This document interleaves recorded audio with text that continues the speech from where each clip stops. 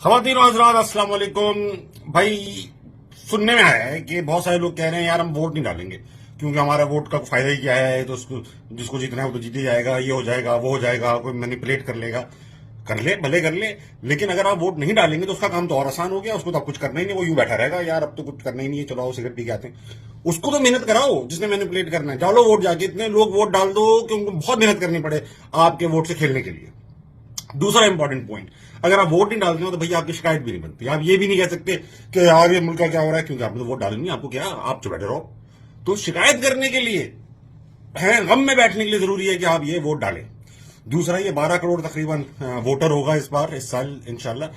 12 करोड़ लोग अगर वोट डालने निकल आए बच्चों, तो जो आपको लगता है कि जो मैनिपुलेट कर रहे हैं, ये कर रहे हैं, वो कर रहे हैं, उनको भी एहसास होगा ये जिंदा लाशें नहीं है, इंसान रहते हैं इस मुल्क में भी, उनको भी समझ आ रही है। तो बाहर तो निकलो। घर पे बैठे रहे तो उनको लगेगा हाँ यार इनके साथ ठीक ही हो रहा है, तो बाहर निकलिए।